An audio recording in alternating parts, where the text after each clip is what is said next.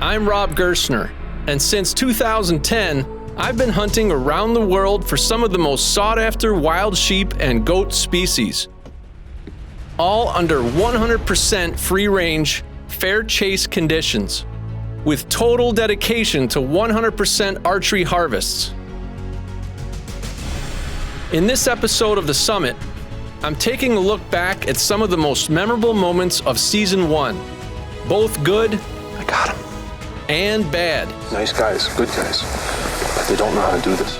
Plus, I'll share an exclusive sneak peek at what's to come in Season 2 and beyond. My pursuits take me to the farthest reaches of the earth in search of some of the most challenging high mountain species. And as if the rugged terrain and unpredictable weather weren't enough, I've upped the ante with a free-range, fair chase, archery-only standard.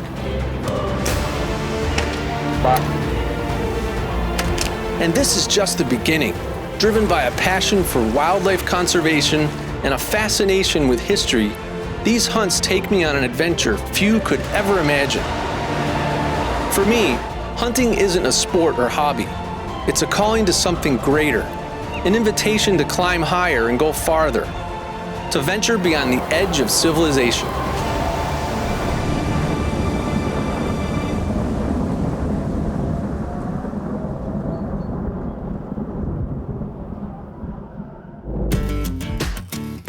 My adventures have taken me to some truly fascinating places and introduced me to very unique experiences. All unplanned and unscripted. I have many amazing memories, but the one that sticks out the most is the story of Walter. While in Canada's Northwest Territories, Kelly, Isaac, and I heard tales of a monster lake trout. The big fish story.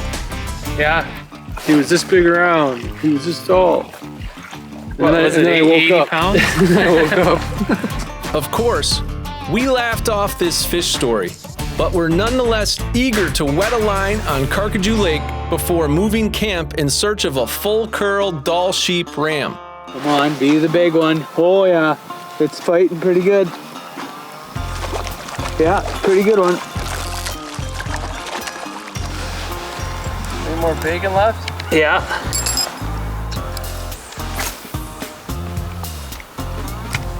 Hey, just take the drag off. You got a big one. Oh yeah, see? Fight him, wear him out, buddy. It'll work. I'm just you net him.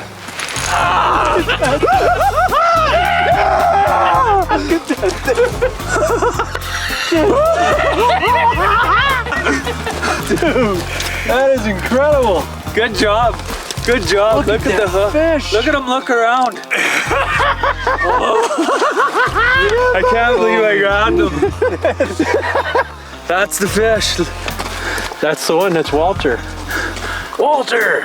Hey guys, Right over your boots. Man, he took the bacon. I knew that. The bacon was the key. get on here. Look, he's growling. Look at that. Carcajou Laker. Another memorable moment happened a world apart from Northwest Territories, in southern Spain. It was here, in a quaint mountain village, that I met my local guide at a small tapas bar. We shared hunting stories and discussed the tactics we would use to close the deal on a mature Ronda ibex that was spotted not far from the village. Little did I know, we would return to Bar El Coco later that evening at the conclusion of a successful hunt. Perfecto, ¿eh? Perfecto. Grande, macho. Uy, grande, grande. Let's get a beer. Yeah. A round of drinks quickly turns into an invitation from the owner to skin the ibex on the front patio. Have you ever seen Havilland? So these are, you've seen, right? Blades. Yeah, so these are replaceable blades? Yes. This kit comes together with the big blades and the smaller blade, and I want to have him use it to see what he thinks. Now this is a razor blade. This is the same blade they use in the hospital. There's something special about a village that skins big game animals at the local bar. This is a first. This is what I love about this place. These guys are so into this. It's awesome. They like to call it Wednesday here in Spain. Yep. What are you doing tonight? Oh, just getting an Ibex in the bar. And everybody's walking by and driving by.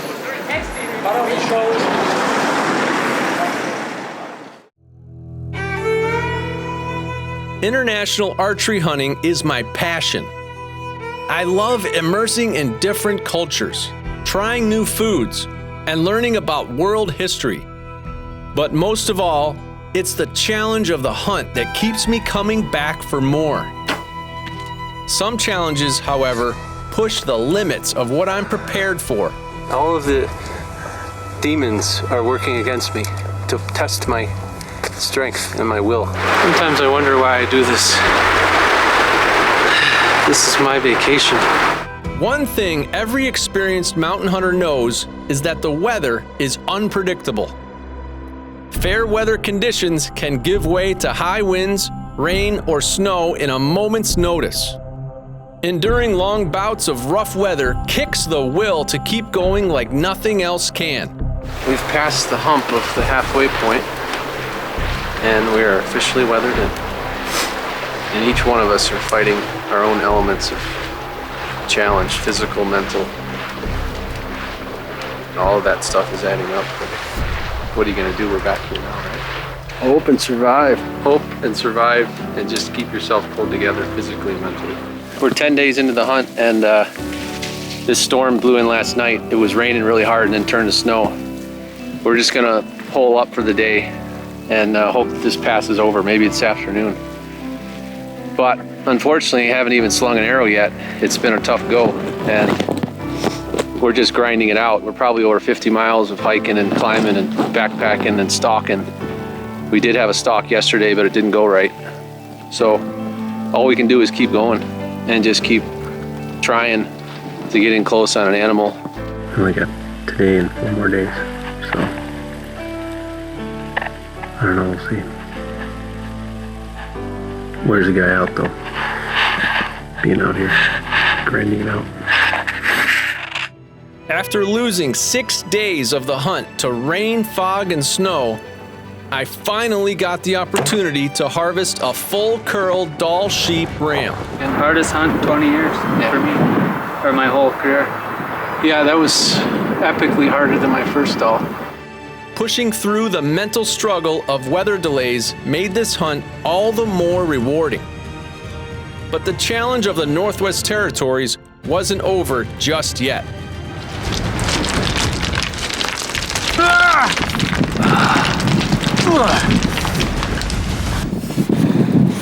I'm just gonna clean her out. Yep.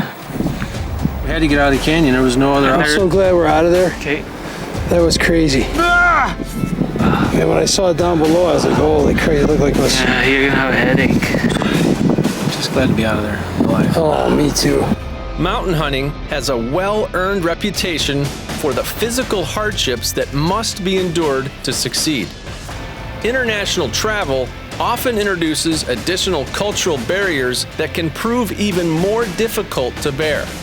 The only thing I'm concerned with, in order to get one with a bow, we have to be patient and undetected. We can't have everybody running around. It won't work.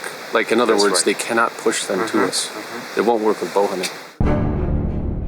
The Dagestan tur of Azerbaijan is the most difficult species I've ever hunted. The physical demands are undoubtedly high due to the extreme terrain. But it was the insistence by the locals to herd and drive the tur that made this hunt my most challenging ever.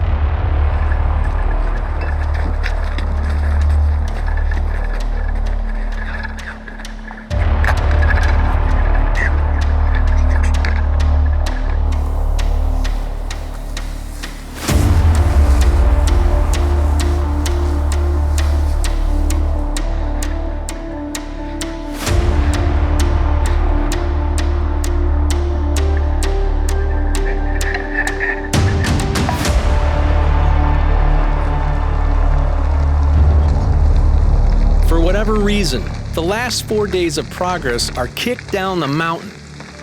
It's obvious these guys aren't used to being so close to a trophy tur. Their excitement is completely uncontrolled. Bedded at 70 yards on the opposite side of the ridge, you couldn't ask for a better scenario to close the deal on a tur. This hunt is very doable, Jimmy, with a bow. Nice guys, good guys, but they don't know how to do this. And he wouldn't stay down. He just kept walking up and screaming. The hardest part about this hunt is the locals, not the animals or the mountains. It's the locals. It's a shame, but it's true. They just don't know any better. They're used to their guns. Before my frustration can get the best of me, we spot a herd of 27 mature rams. We could easily put a stalk on them with a little determination and the right approach. Instead, a couple of the locals are often running to drive them to me. Apparently, their patience for archery tactics has worn thin.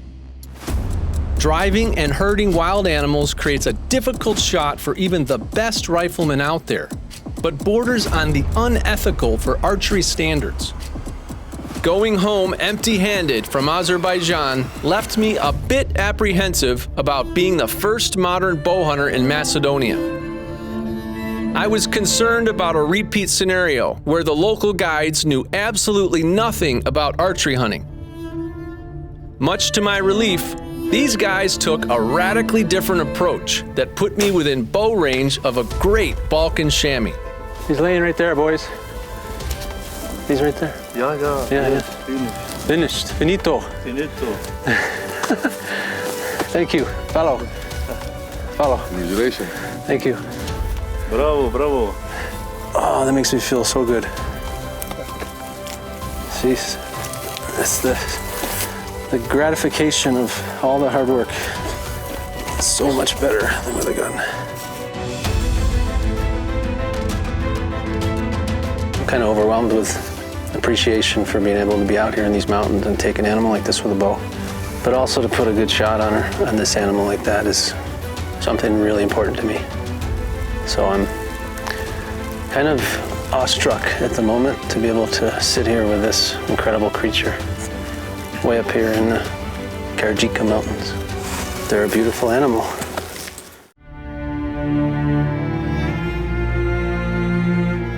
I got started in the outdoors at an early age, hunting and fishing with my dad and grandpa.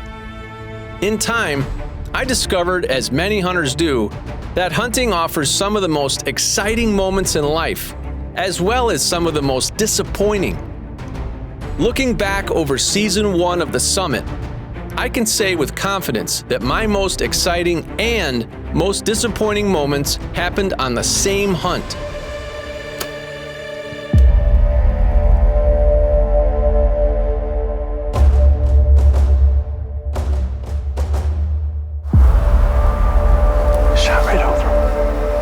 I had one of the worst streaks of bad luck I've ever experienced while hunting Himalayan tahr in New Zealand. Missing not once, not twice, but 3 times. What is going on, guys? Oftentimes in life, it's the lowest of the lows that keep the good times from being taken for granted. A few days later, my most disappointing hunt ever turned into my most exciting. Complete with phenomenal footage of not 1, but 2 trophy tahr.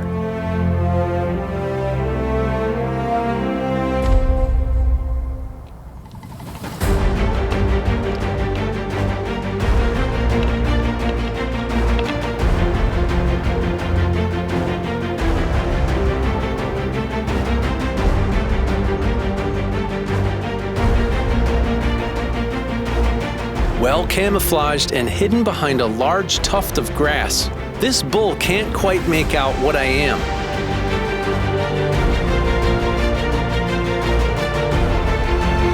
He curiously comes closer, presenting me with a perfect shot opportunity. Oh my God.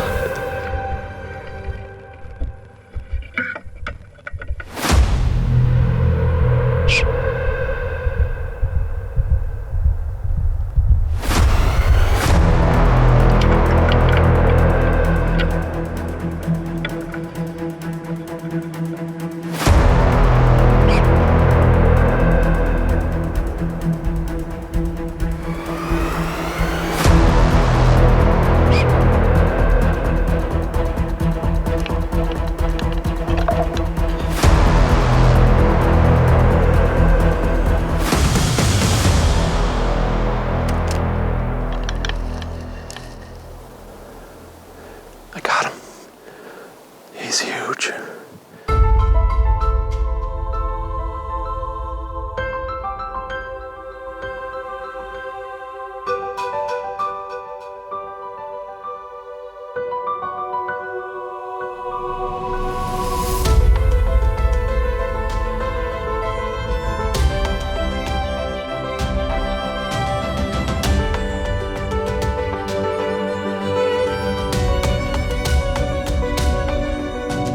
What an amazing experience this has been. This week has been nothing short of a roller coaster ride of emotions with 3 Miss Tar.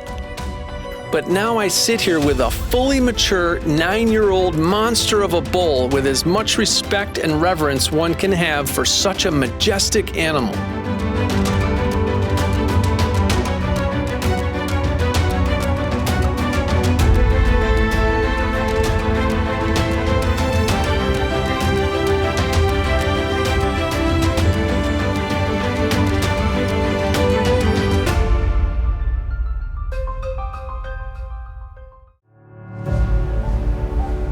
At 8 episodes, 7 species, and 6 countries, Season 1 of the Summit has only been a small glimpse into my adventures.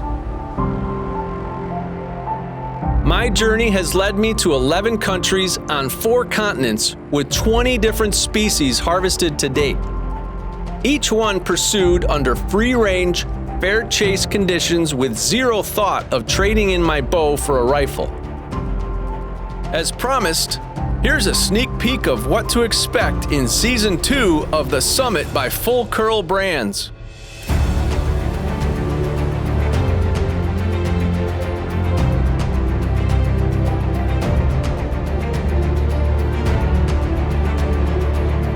Every day on these high mountain archery hunts, a battle begins.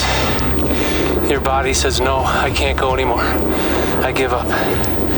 And your mind and your soul fight back, saying we have to go. We can't quit. And every time, the mind and the soul win the battle. But it's only because of passion. If you have enough passion, you can do it. But what's amazing is your body literally hits these points where you can't go any further. And somehow, some way, you dig deep and you keep going. It's the altitude, it's the steep slope, it's the terrain, the weather, everything, it gangs up on you. But you just keep going, you gotta keep going, you can't give up. And it happens every day, several times a day.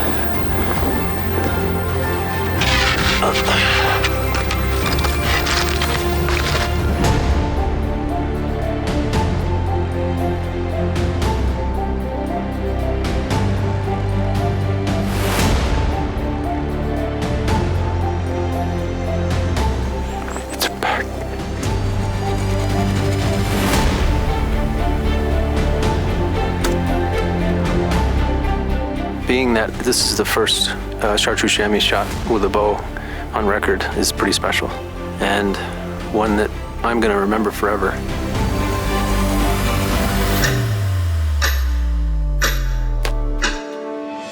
We got him. Woo! This is the world record. I wasn't expecting a village hunt, but I'm very, very happy to get this animal, and as Junaid, my guide, said, he thinks it's the world record.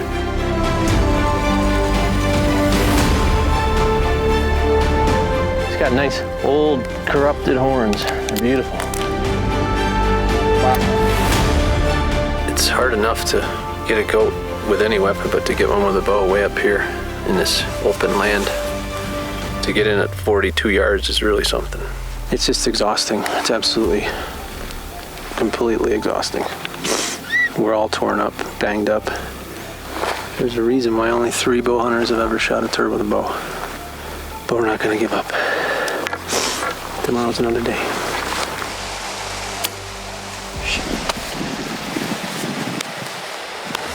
6 trips, 70,000 feet of climbing up and down. Anybody who takes one of these with a bow deserves a ton of respect.